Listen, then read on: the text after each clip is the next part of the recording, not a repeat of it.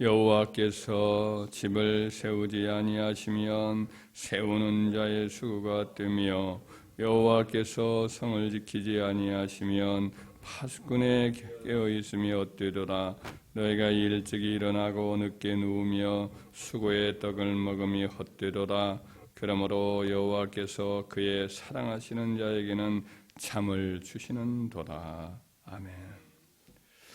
오늘 본문의 말씀은 이제 하나님의 도심이 사람이 집을 세우고 그보다 이제 더 큰 또 성읍을 지키거나 한 나라를 지키거나 세우는 일에 아주 절대적이다. 절대적인 힘이 원천이 하나님께 있다. 하나님을 바라봐야 된다. 이런 교훈을 담고 있습니다. 하나님께서는 이번 나라를 이제 폐하기도 하시고 세우시기도 해요. 예를 들면 다니엘서 나온 그 느부갓네살이 보았던 큰 환상이 있잖아요. 신상의 환상. 머리 부분은 금으로 되어 있고 또 가슴 부분은 이제 은으로 되어 있고 배 부분은 이제 노수로 되어 있고 그리고 이제 정강이하고 발까지는 이제 철로 되어 있는데 철 사이에는 또 흙이 좀 있고 이 신상을 보고는 어떤 뜻인지 몰라서 그렇게 이제 고민을 하고 있었는데 이제 다니엘의 그 꿈도 알려내고 꿈의 해석까지도 하는 내용을 보면 이제 금으로 되어 있는 것은 바로 느부갓네살 왕이 다스리고 있던 바벨론 나라를 가리키고 그 다음에는 양 어깨인데 메데아와 그리고 이제 바사의 연합으로 이루어진 나라를 가리키고 그 다음에는 이제 일어날 이제 노도왕국은 이제 헬라 나라 알렉산더 대왕과 그의 후계자들로 세워지는 헬라 왕국을 가리키고 그 다음에는 이제 철의 왕국을 가리키는데 그 철의 왕국은 바로 로마 제국을 가리키죠. 그 놋과 그 발의 그 철과 진흙이 이렇게 묻어 있는 그때에 뜨인 돌이 나타나서 그 신상을 쳐요. 바로 이제 로마 제국 때 오셔서 이제 세상을 치시는 바로 우리 주님을 가리키는데 그때 우리 주님이 치신 뜨인 돌이 그 신상을 치니까 신상이 다 무너져 버리고 그 돌이 온 세상을 다 이제 가득 차는 그런 환상을 봐요. 그 뜨인 돌은 바로 우리 주님과 우리 주님이 전하는 이제 복음으로 말미암아 온 세상에 복음이 전파되는 그런 세상의 역사, 세계 역사의 하나의 그 미래를 다 하나님이 정하신 말씀을 보여준 거거든요. 근데 그 말씀 그대로 이루어져요. 이제 다니엘서는 또 다시 수염소라든지 뭐 이런 환상을 통해 가지고 다시 한번 또 그와 같은 것들을 또 확정하는 내용이 나옵니다. 하나님께서는 어떤 나라를 세우기도 하시고 무너뜨리기도 하시고 또 복음을 통해서 온 세상에 그 나사렛에서 시작된 그 우리 주 예수 그리스도의 복음이 온 세상을 뒤덮는 일이 지금도 이루어지고 있지 않습니까? 그래서 하나님은 나라의 흥망성쇠를 다스리는 분이 분명한 줄 믿습니다. 그 가문도 세우시고 폐하시는 것도 하나님께서. 하나님이 이제 사울 가문을 이제 세웠으나 사울이 하나님 뜻대로 순종하지 않고 불신앙으로 일관하니까 네 왕조가 길지 못하리라. 그리고 당대에 그치리라 해서 그냥 그 당대에 이제 끝이 되잖아요. 그러나 다윗이 하나님이 세우신다고 해서 다윗 왕조가 세워졌는데 다윗이 이제 하나님 앞에 성전을 지어드리겠다는 거룩한 하나님에 대한 사랑으로 말미암은 소원을 아뢰니까 하나님께서 나단 선지자에게 이제 이야기를 밤중에 이야기를 하잖아요. 네가 이 집을 세우지는 못하리라. 그냥 이것이 네 마음에 있는 것이 참 좋구나. 네 아들 대에 세우겠지만은 내가 네 집을 대신 세워주겠다. 베이트란 단어가 반복돼요. 그가 하나님의 집 이걸 세우려고 하니까 하나님이 네 집을 세우겠다. 이 집이란 단어는 반복되는데 그 집을 개역 개정판에서는 그냥 왕조라고 이제 번역을 하지요. 개역 개정판에 왕조라고 번역하는데 그러니까 다윗의 한 집안만이 아니라 그의 왕조가 꾸준히 이어지는 것을 이제 의역적으로 그렇게 해석을 했어요. 그 하나님이 그대로 이 말씀을 지켜주시잖아요. 다윗의 후손들이 다 잘 되는 것은 아니에요. 솔로몬도 후반에 또 타락을 하고 변절을 하잖아요. 그리고 그의 자녀들 가운데 불신앙과 우상숭배를 범했던 왕들이 종종 많이 나타났지만은 하나님이 다윗과의 하신 언약을 끝까지 지키시죠. 그리고 그 가문을 통해서 이제 바벨론 포로로 돌아온 이후에 500년 후에 바로 우리 구주께서 그 집안에 나타나셔서 다윗의 후손으로 이름이 불려지면서 영원한 그의 나라를 세워나가시는 그 일을 이루시잖아요. 그러니까 하나님이 다윗에게 하신 약속은 철두철미 다 지키셨다. 이렇게 이해를 하면 됩니다.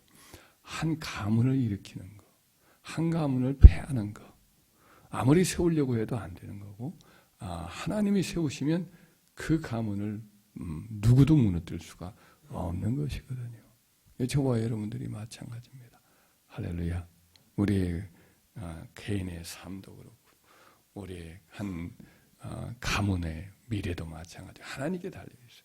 하나님이 세우시고자 하면 다 어떻게든 세워지는 건데 하나님이 지키시거나 세우시지 않으면 그 세우는 자의 수가 헛되어요. 아무리 해서도 안 되는 거예요.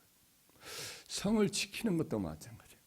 하나님이 성을 지키고자 해주면 지키지만 하나님이 무너뜨리면 할 수 없어요. 여부수라는 이제 그 족속이 있어요. 가나안 7족속 중에. 그래서 그 여부수 족속이 예루살렘이라는 그 지역을 차지하고 버티고 있는데 지형이 너무나 그 방어하기 좋아요. 그런데 다윗이 그 성을 세우려고 작정을 하니까 거기에 이제 도읍을 정하려고 작정을 하니까 그들이 놀리지요. 절뚝보라라도 너를 물리치라 이러면서 이제 모욕을 하지요. 그런데 결국은 하나님이 그 예루살렘 성을 다윗에게 주시잖아요. 그래서 다윗성이라고 이름을 짓잖아요. 후일에 이제 고레스 왕 때도 마찬가지 일이 있습니다. 고레스 왕이 하나님이 그를 높이시고 내 앞에 모든 성을 내가 다 열어놓겠다. 왕들의 허리띠를 풀겠다. 모든 감추인 보물들을 내게 주겠다 그랬잖아요. 우리가 이사야서에서 살펴보지만 고레스 왕을 하나님 기름 부어서 바벨론의 포로로 끌려간 이스라엘 백성들을 다시 고토로 돌아오게 하시는 그 일을 하시겠다. 그러면서 이제 그런 고레스에 대한 예언이 나오잖아요. 근데 그 당시에 가장 강력한 경쟁자가 지금의 튀르키예, 터키에 있는 그 지역의 리디아라는 나라였어요. 이 리디아라는 나라는 아주 부유한 왕이 있었는데 그 왕이 리오니다스라고 하는 유명한 왕이에요. 아주 부유한 왕으로 그렇게 꼽히는 왕이에요. 그래서 많은 동맹국들도 갖고 있는 그런 나라인데 이제 페르시아의 고레스 왕이 갑자기 발전하니까 도전을 해서 공격해 와요. 그러다가 서로 이제 비등비등하다가 이제 퇴각을 했거든요. 전쟁을 서로 비등비등하니까 안 하리라.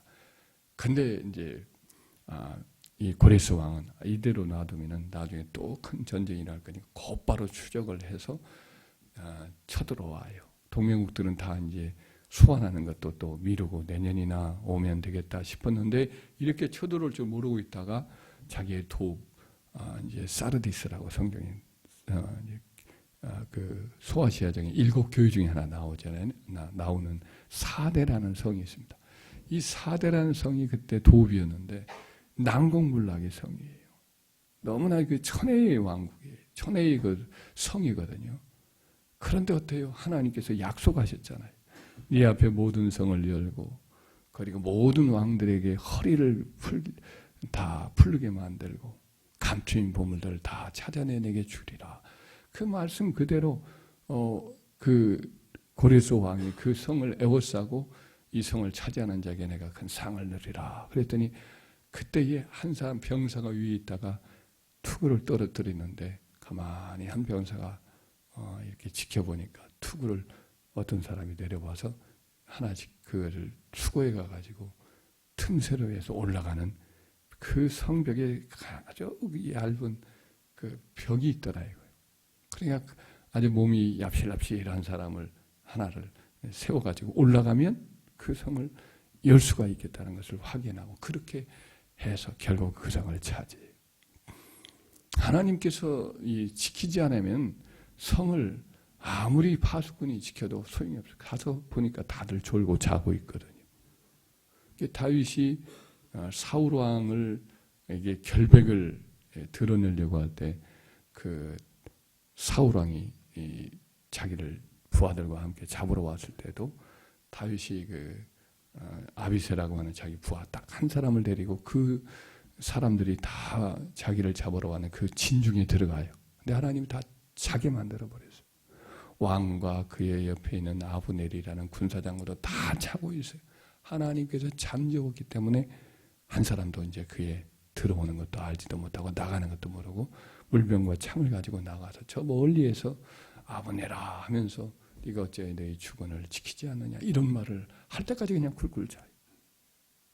그러니까 하나님이 지키지 아니하면 성을 아무리 지킨다고 그 파수꾼이 깨어 있어도 헛된 거예요. 하나님이 지켜주셔야 지켜주는 거예요. 재물이나 모든 우리의 자녀들 영적인 것 이것도 다 하나님 지켜주셔야 돼요.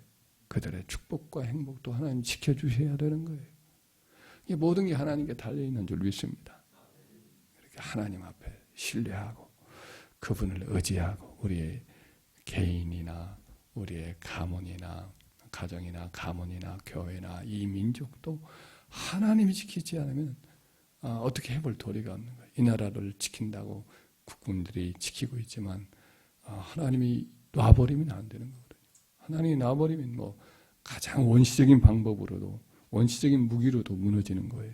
그러나 적들이 핵을 갖고 있다고 해도 하나님께서 지키시면 적들은 스스로 무너지고 그들이 가진 모든 무기를 아무것도 쓰지 못하게 하시겠다. 이사야서에 보면 적들의 모든 무기를 전쟁 무기로 고철로 만들어서 쓰지 못하게 하겠다는 말씀이 나오거든요. 하나님 우리와 우리 가정과 자녀들과 교회와 이 나라를 지켜주시기를 여러분들 믿고 의지하고 하나님을 신뢰하는 저와 여러분 되기를 바랍니다. 여호와께서 집을 세우지 않으면 세우는 자의 수가 같고 여호와께서 성을 지키지 아니하면 파수꾼에 끼어 있음이 헛되도다. 너희가 일찍 일어나고 늦게 누우며 수고의 떡을 먹음이 헛되도다. 그러므로 여호와께서 자기를 사랑하는 자들에게는 여호와께 사랑하는 자에게는 잠을 주시는도다. 평안한 잠 이것을 누리면서 우리가 기뻐하면서 감사하면서 하나님을 신뢰함으로 복을 누리는 저와 여러분 되기를 주의 이름으로 축원합니다.